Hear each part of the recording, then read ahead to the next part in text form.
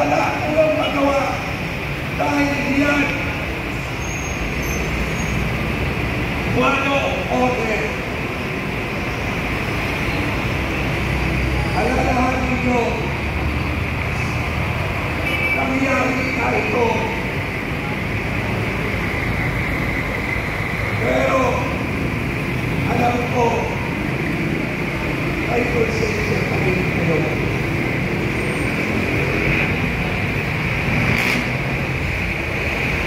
Mahal natin ang bayan. Mahal natin ang Pilipino. Sana sa pagkakataon ito, umiran ang pagiging Pilipino natin. Kami ay nakikiusap sa inyo.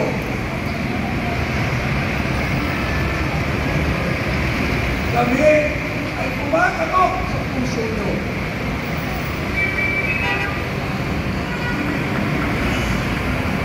Ipatupang Pilipino ang gobyerno ito kahit kailan walang inuman sa kanyang mga pangako.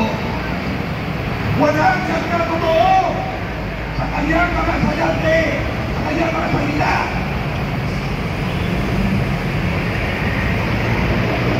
Huwag po kayong mag-alala. Hindi kami nagpunta dito para ipahalang kayo.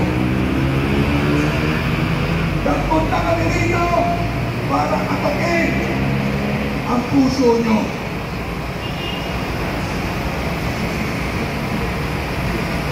Sino ang nagmahal sa bansang ito? Sa panahon na kadiliman, panahon na nabihiran ang masamang elemento ng droga. Inuulit po namin bilang kapwa Pilipino, tumaya tayo sa tama. Nakikita ko sa mga mukha nyo, tama ko rin ang damdamin nyo. Kaya lang, follow order tayo. Hindi masama sumunod sa tama ang isa. Kaya po, nandito kami. Sinakatok namin kayo. Huwag kayo pagpagalit sa gobyerno ito. Alam ko, alam nyo, na hindi matino ang pag-iisip ng presidente natin.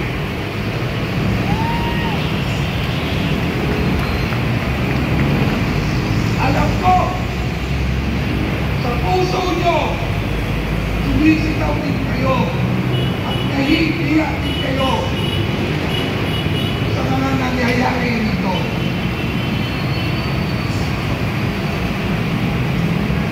At uulitin po namin, kapwa Pilipino tayo. Sa kasaysayan ng bansang ito, ang kalaban ng Pilipino ay kapwa Pilipino. Ilan lang yan. Saksi naman kayo sa kaganapan ng pag-uli ng ating Presidente Duterte. Alam niyo kung anong karapatan niya ang nalabas. Pero alam niyo ba, akala ng gobyerno ito, ng administrasyon ito, dahil hindi tayo pumikibo, hindi kayo pumikibo, akala nila tama ang ginagawa nila. Gusto niyo bang bumalik na mas mababa ang pinipilitan ng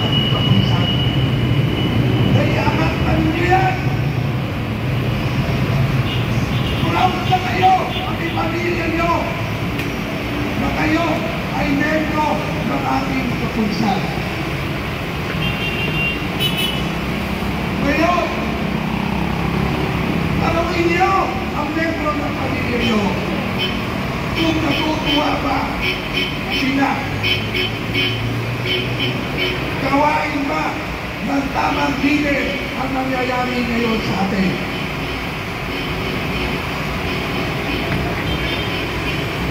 Kung sino ang tunay na nagmahal, lumaban sa kasamaan, dalawang uri na ang masama at nagpapasama sa bansang ito. Mga politiko at mga mayayamang oligarko, negosyante.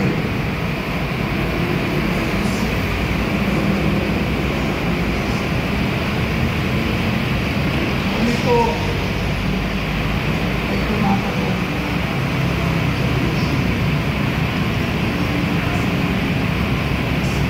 Kami po ay naniniwala na may dignidad kayo. Kami po ay umaasa na titigdig at titigdig din kayo.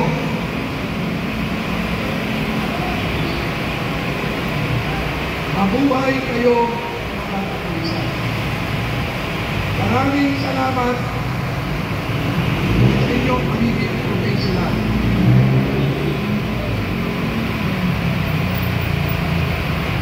Pero kailangan kayo, mga ordinaryo, kailangan kayo para itama ang mga hindi dito. Hindi natin ito. Ginagalang po namin ang uniform ni Pulitol. Kaya pagpasensyahan nila kayo at kami kung nandito at nabahala kayo. Pero uulitin ko po dahil sa inyo ang bayang ito may pag-asa. Hindi pa huli ang lahat.